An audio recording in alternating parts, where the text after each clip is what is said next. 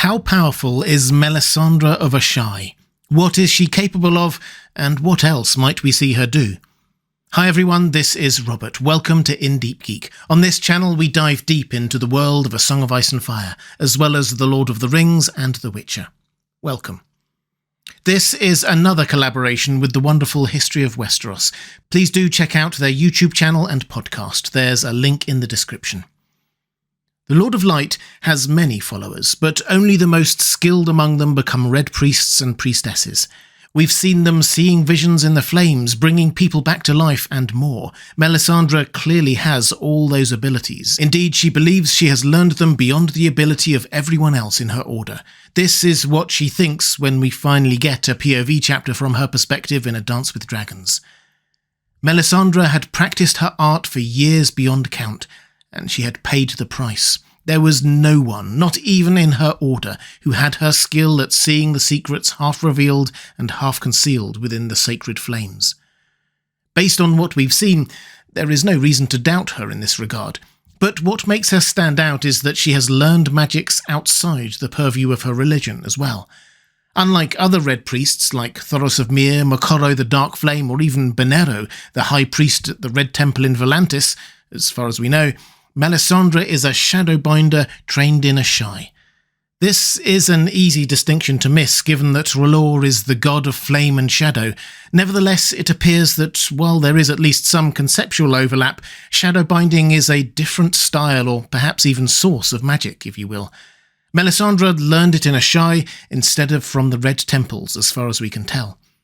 Melisandre may well claim that shadows come under the purview of the Lord of Light. I suppose there are no shadows without light, but still, Shadow Babies seems like Shadowbinder rather than R'hllor magic. Ultimately, however, Red Priestess and Shadowbinder are just titles. They give a general idea, and one day I'll do a video setting out how I think all these types of magic tie together, but in reality, most people in Westeros would just view them as magic and leave it at that. And to get this out of the way, yes, Melisandre is an expert in using showmanship, artifice, and reputation to enhance or complement her true magical abilities, but that shouldn't take away from the fact that she has powers. She uses powders, for example, which have a potent effect when burned and inhaled, and can look impressive, turning flames different colours and the like. According to her, she has one for lust, another for fear, another for truth, and another that can kill outright. We don't know which, if any of these, have a magical origin, but they are certainly powerful. We've seen a powder for fear used by Mirri Maz Duur, incidentally. It drove away Dany's handmaids, although Dany herself impressively resisted its effects. Perhaps the best example is how Melisandre intimidates nearly everyone she meets, even those who have never seen her demonstrate any power at all. What they've heard about her is terrifying enough. She knows how superstitious Westeros is, and makes great use of it. And of course, those who meet her are very often struck by her appearance as well. Both her size, she stands 6 feet tall, that's over 180 centimetres, and her beauty, she is stunning, but with an accompanying unnatural red quality. This is where the power of her appearance meets the power of R'hllor. She is almost certainly using glamours to alter her appearance. This goes well beyond cosmetics and dressing to impress. In fact, it goes beyond the realm of sight, as we've also witnessed her utter a word that is heard differently by multiple listeners. We've even seen her fool ghosts' senses, which probably means she can manipulate the sense of smell as well. So, although we may wish to downplay her power by pointing to her tricks and misdirection, even those are supplemented by her magic. Speaking of, much, if not all, of her magic seems to be focused through the ruby she wears around her throat. The more powerful the magic, the more power seems to pass through it, the brighter it shines, and the more it burns her. Rubies do not seem to be a requirement of R'hllor magic, however, as we don't see any other red priest using rubies at any point. But rubies can apparently be used for other magic as well. Mance Rayder is not merely disguised by a glamour, he is compelled to do her bidding via the ruby bracelet on his wrist. We do not know the extent of this power. How much control does she really have over him? She probably can't order him to kill himself, but she can send him on a very dangerous mission. Jon observes their rubies pulse in union, and when Melisandre removes Mance's glamour, the ruby darkens. A brightly shining ruby is therefore a sign for us to look for, such as the one Melisandre attached to the hilt of the sword she claims is Lightbringer. It blazes brightly, but gives off no heat. This is a bit curious, as she certainly demonstrates control over heat, as her own body emanates excess heat even at the wall. She wears no cloak or extra covering whatsoever. Perhaps glamours are easier for her than manipulation of heat and fire. Melisandre also claims that the Battle of the Blackwater would have had a different result had she been present. This is perhaps a boast that she alone would have changed the result, but she might actually be right. If her command of fire allows for control over wildfire, that is a test we have yet to see. Of course, we did see her in battle against the Free Folk when Stannis launched his sneak attack on the far side of the wall. There was little fire, let alone wildfire, but she did immolate the eagle controlled by Varamir Sixskins, who was once bonded to Orrel. It's a rare case where we get the victim's perspective on it. Varamir recalls, "One moment he had been soaring above the wall, his eagle's eyes marking the movements of the men below. Then the flames had turned his heart into a blackened cinder and sent his spirit screaming back into his own skin. And for a little while, he'd gone mad." A big question is whether Melisandre can do this to any being, or was she targeting the skin-changer bond? She doesn't reflect on the battle at all during her POV chapter, so our understanding remains limited. But by now it should be pretty clear that one of the most impressive things about Melisandre's magic is its breadth. Fire destruction magic, glamours, protection from poison, shadow babies, and of course the art of seeing the future, or what is far away, in the flames. Melisandre has had mixed results in this area. Moqorro, at least so far, has provided us with an example of someone that is particularly skilled at this. Regardless, Melisandre undoubtedly has the ability, but she admits to others and to herself that seeing the visions is one thing, interpreting them correctly is another. As we read earlier in her POV chapter, we find her reassuringly self-aware. Melisandre had practiced her art for years beyond count, and she had paid the price. There was no one, even in her order, who had her skill at seeing the secrets half revealed and half concealed within the sacred flames. Yet now she could not even seem to find her king. I pray for a glimpse of Azor Ahai, and R'hllor shows me only snow. That may actually be a matter of her asking the wrong questions, incidentally, rather than misinterpreting the vision as usual. She asked to see Azor Ahai, thinking that meant Stannis, but saw only Snow with a capital S, Jon Snow. Still, she does learn a lot from the flames. It's possible this is how she knew to surprise Jon Snow with the line, "You know nothing, Jon Snow," after using a glamour to appear as Ygritte to him. How else could she know what Ygritte looked like, let alone anything she had said? We read that Melisandre looks into the flames each morning, and the first thing she does is look for danger to her own self. This is likely how she knew Maester Cresson would attempt to murder her with poison. Thus, we must ask the question, did she take an antidote in advance, or was her immunity of sorceress origin? The ruby at her neck pulsed when she consumed the poisoned wine. Perhaps it makes little difference. Either way, she was saved by her magic.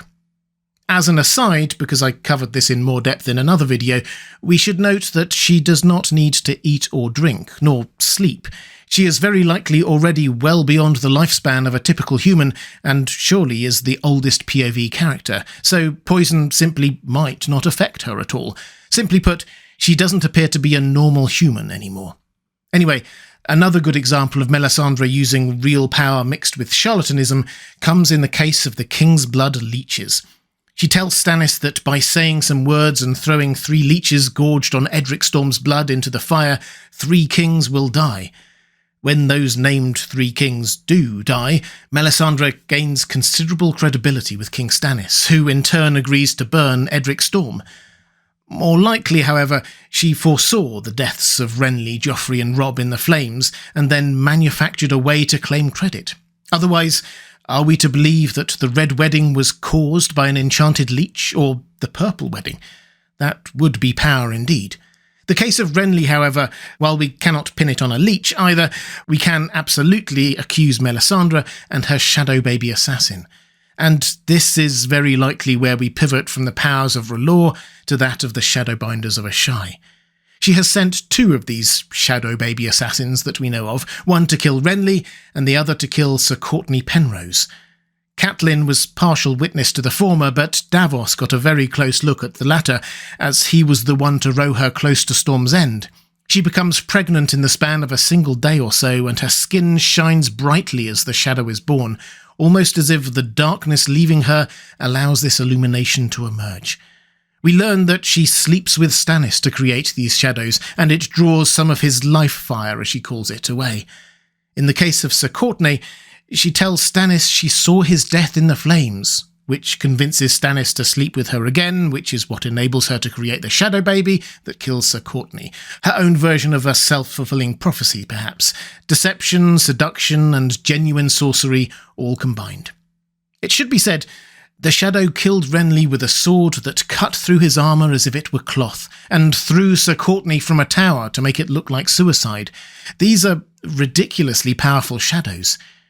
She thinks about creating more shadows at the wall as well, and believes that they will be great and terrible, because the wall is what she calls a hinge of the world, which means, quite simply, it makes at least one of her spells more powerful, if not all of them.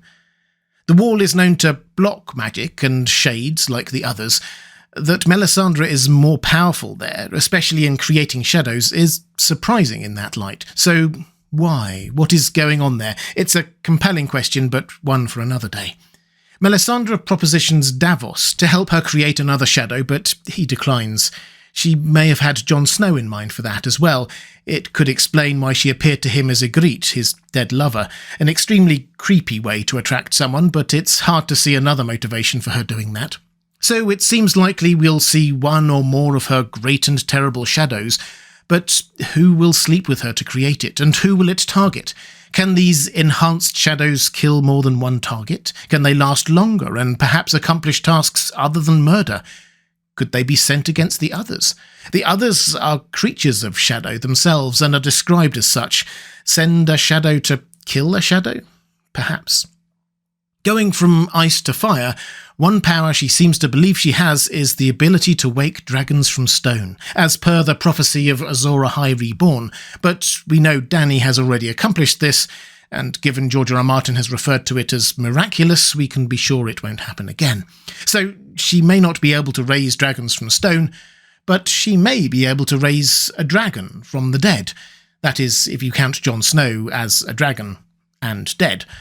Though Melisandre has never performed the Kiss of Life, the fact that Thoros of Myr raised Beric Dondarrion shows it is possible for a Red Priest. However, Thoros did not expect it to happen. He had given the kiss 1,000 times with no result. He is unable to explain why it worked on Beric. It is a courtesy, a burial tradition of the Lord of Light, not a ritual with an intended result, at least until the events of the books. It's safe to say magic works differently than it did only a few years prior. Melisandre may find herself in a similar position, and that would be an ironic moment for a woman who exaggerates her powers to discover that she can resurrect people without even knowing it, an enormously powerful ability.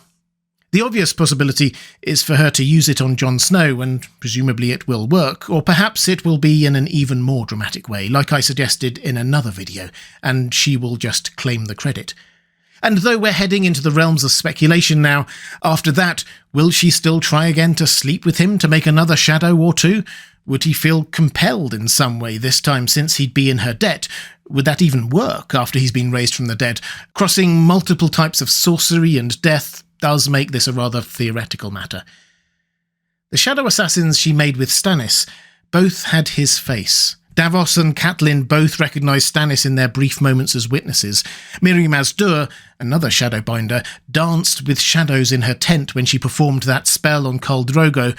One of those shadows had the head of a wolf.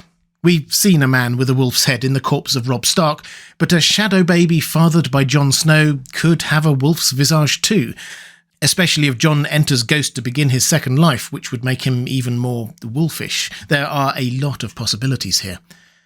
Though a lot of mystery remains, deliberately so by George R. R. Martin, it's clear that Melisandre's magical abilities are quite substantial, despite her charlatan tendencies, and perhaps even more so because she is now based at the Wall.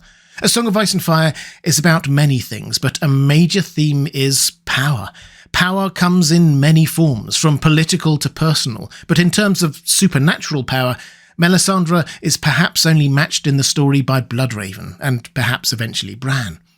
There are Red Priests who can perhaps match her skills attributed to R'hllor, but none of the other Red Priests we know of are Shadowbinders, meaning she has access to an entire magical discipline that they do not. So, let's pull all this together.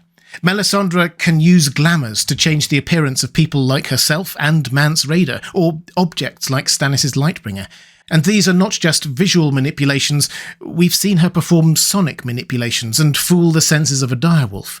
She can see the future, and most likely the past and present at far distances in the flames, though has trouble interpreting what she sees. She can immolate targets from distance and birth shadow assassins. She has lived beyond a normal human's lifespan, is possibly immune to poison, and needs no food or water or sleep.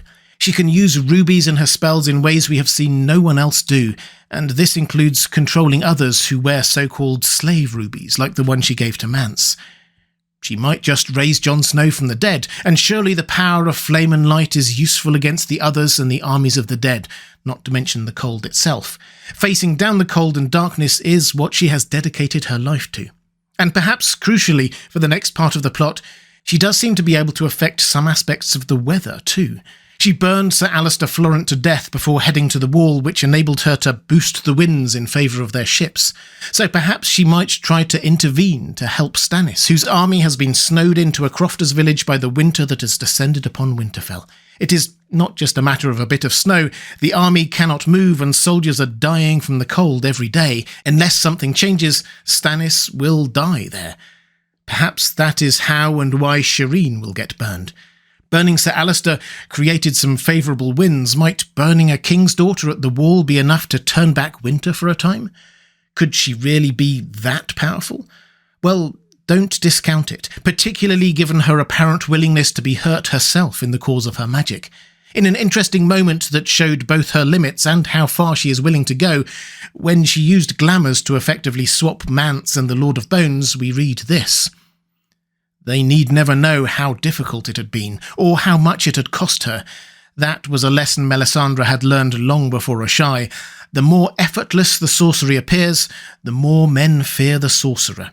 When the flames had licked at Rattleshirt, the ruby at her throat had grown so hot that she had feared her own flesh might start to smoke and blacken. So she does have limits to her power, not just her ability to interpret her visions, for example. But still, it seems that her greatest tests are ahead of her. It seems likely that the White Walkers will be who tests her the most, that the battle for the Dawn is what will bring her to the maximum extent of her abilities, perhaps even beyond. And that may give us the best answer yet to the question, how powerful is Melisandre? For now, we can just say, very, and getting more powerful. In fact, let's give her the last word on the subject. She was stronger at the wall, stronger even than in Asshai. Her every word and gesture was more potent, and she could do things that she had never done before. Such shadows as I bring forth here will be terrible, and no creature of the dark will stand before them. If you'd like to see more videos like this, diving deep into the world of A Song of Ice and Fire, there's a link to my playlist on the left of your screen. Or to support this channel, thank you. There's a link to my Patreon page on the right of your screen. That's all for this time. Thanks for watching. I'll see you again soon.